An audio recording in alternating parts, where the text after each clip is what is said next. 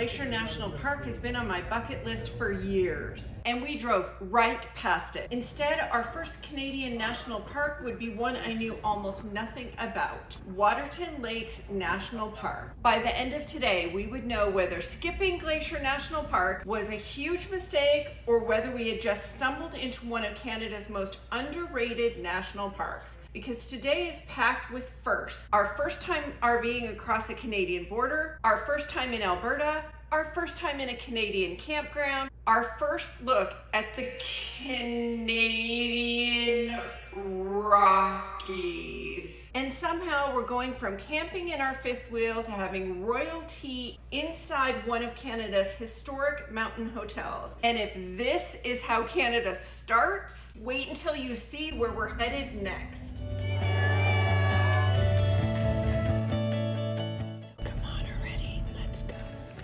But let's back up. For the last 4 days, we had one mission: get to Cut Bank, Montana. We drove 1,424 miles from home in Arizona to Montana to finally meet our caravan heading to Alaska. That meant no major detours and apparently no sympathy whatsoever for my bucket list, because oddly, sitting just west of us was Glacier National Park. And as I said, I wanted to go there for years, and we skipped it, or did we? Today, the Alaska journey changes. We're leaving the United States, crossing into Alberta, and taking our fifth wheel into another country for this first time. And suddenly this whole crazy idea of RVing thousands of miles to Alaska feels a lot more real. Hi everyone, I'm Leslie with Point My Soul North, and it is my mission to see this beautiful world.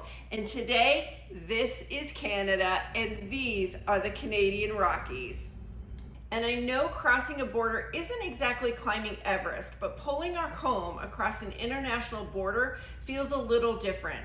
We didn't really know what to expect, but we were prepared for food restrictions, documents, what can cross, what can't cross, what did we forget, and the slightly irrational fear that a border agent is going to ask you one question you somehow didn't prepare for. Speaking of preparation, you need to go back and watch my last video. The length of preparation we went to in order to do this trip to Alaska is remarkable. But we made it. Welcome to Alberta, everyone. Welcome to Alberta. Crossing the border was a breeze. Short of telling us the gale force winds we experienced in Cut Bank were nothing compared to the Canadian winds, we blew right through it.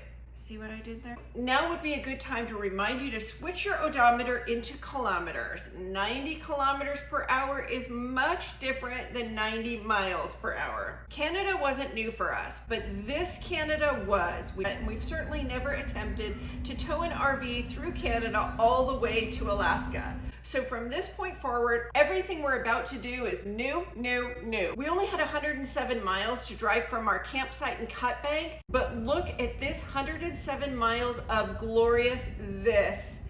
Our first sight of the Canadian Rockies. Now, I grew up in Colorado with the Colorado Rockies, but wowza, we aren't in Colorado anymore. This is spectacular. There are certain places you've seen so many times in photographs that you think you know what they're gonna look like, and then you see them for yourself. This is one of those moments. Travel tip number 11. For the other 10 travel tips, start at the beginning of this series. We're gonna cover all of it on our way to Alaska. Let's talk about radios and the milepost.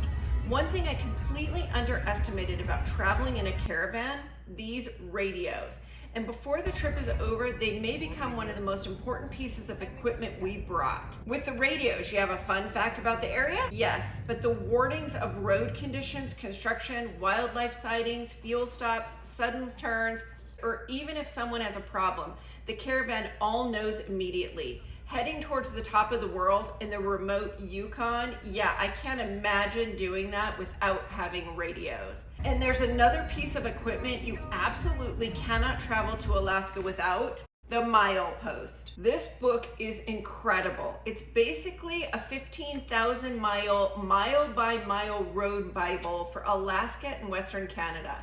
I took it to Kinko's and had them ring bind it for me for like $8 so I could easily lay it flat and read it, and I loved it. I also cut all of my notes out of our spreadsheet and added them to each section So as I was reading, I could follow along with all the extras we had added in.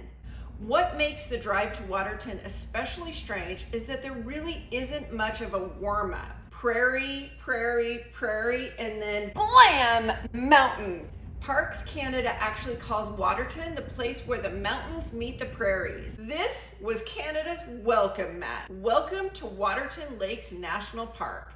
Surprisingly, this is actually Canada's 4th national park, established in 1895, yet somehow it seems to live in the shadows of places like Banff, Jasper, and its American neighbor, Glacier. And Banff and Jasper are still ahead of us. So by the end of this trip, we're gonna have some very interesting parks to compare.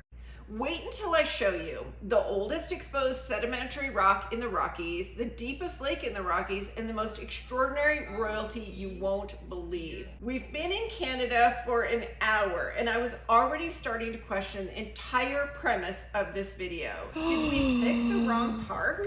Because so far, Waterton is making a very strong case for itself. And now for another first, camping in Canada.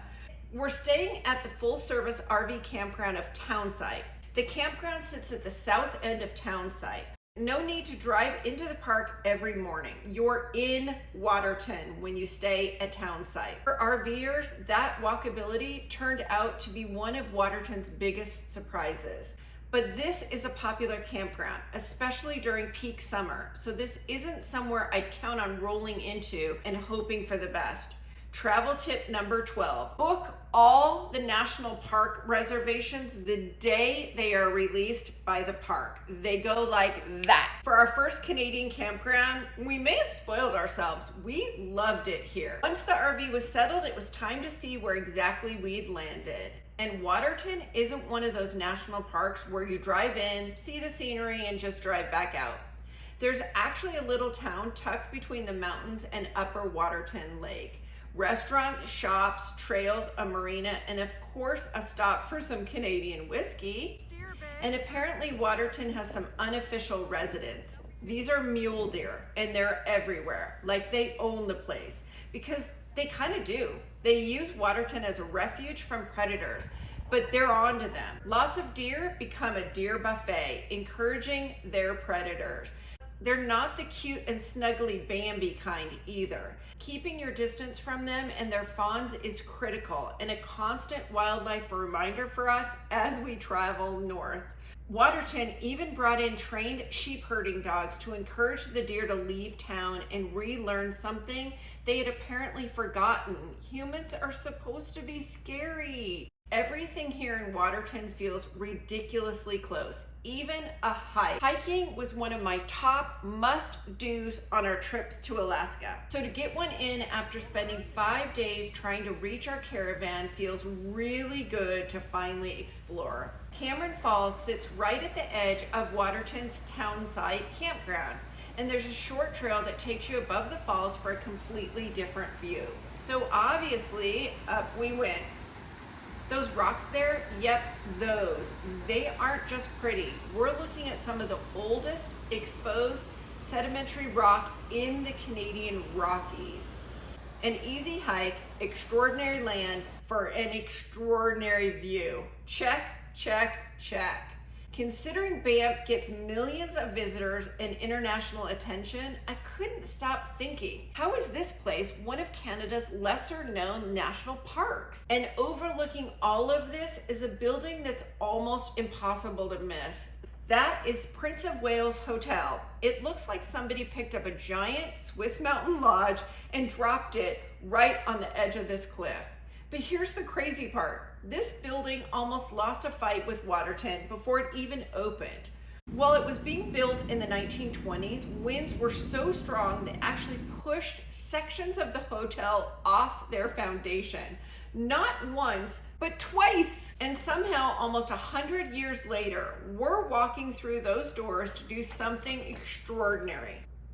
But I'll get back to that. First, we want to see all of Waterton, like all of it, and then some. By boat.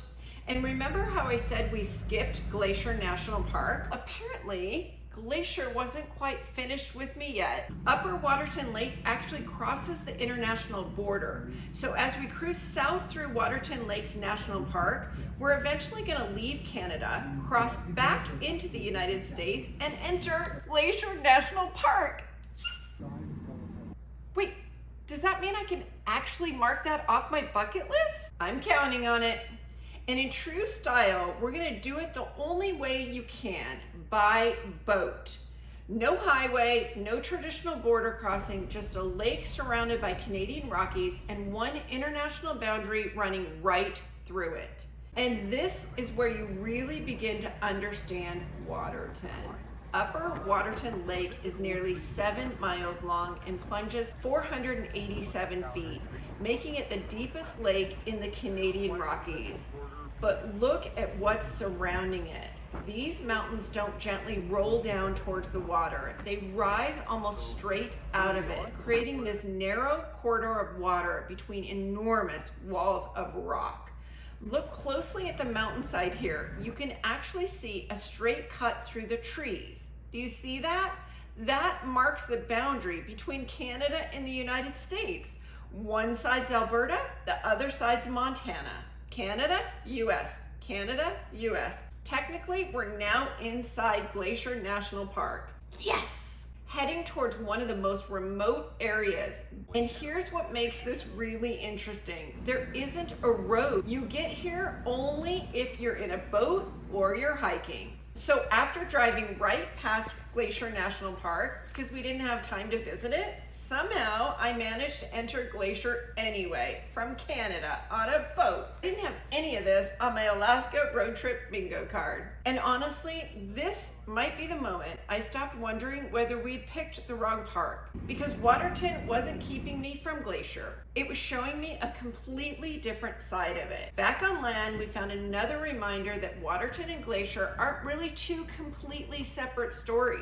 This is the Waterton Glacier International Peace Park, created in 1932 as a symbol of peace and goodwill between Canada and the United States. And yes, if you give me giant letters, I'm taking pictures. Point My Soul North finally found its sign. But beyond the obvious photo opportunity, I love what this place represents. Canada protects one side and the United States protects the other. And we're about to start seeing these everywhere. Parks Canada's famous red chairs are deliberately placed at spectacular viewpoints across the country. Apparently there's hundreds of them. Challenge accepted. I'm gonna search out these chairs everywhere we go in Canada. So naturally, after crossing an international border, sailing into Glacier National Park, and hiking to a waterfall, we do the obvious next thing. We went for a royal tea. And not just anywhere. This is the Prince of Wales Hotel. Remember this view? This royal tea is wild. But here's the wildest part. Despite being called the Prince of Wales Hotel, no Prince of Wales ever stayed here. In fact, no Prince of Wales ever has even visited. And this is why you come. This. Royal tea is served overlooking Waterton Lake and the surrounding Canadian Rockies. Shut up. Wow.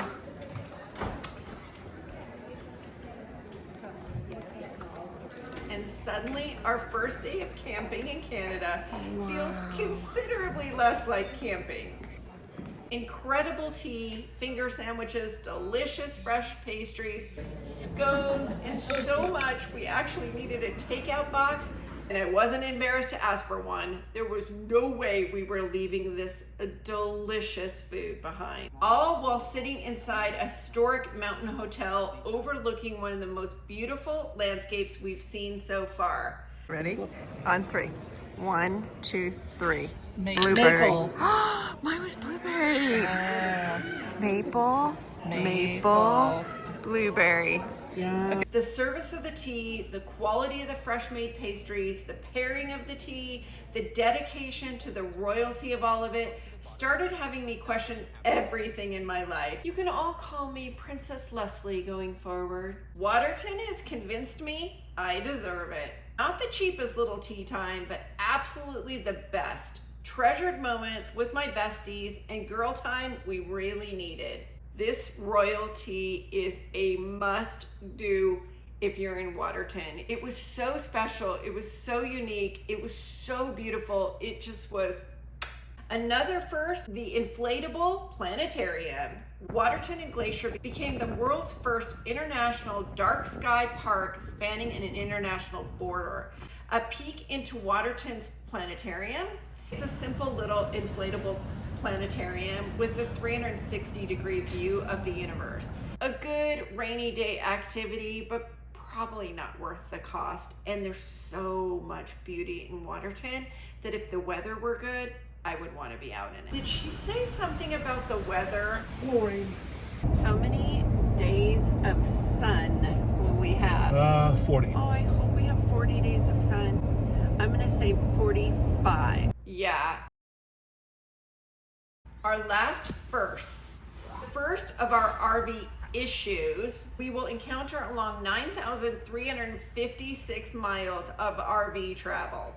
Time to put all those tools we brought to good use. Something is up with our battery charge. Our door isn't properly closing. The flap on our toilet won't close.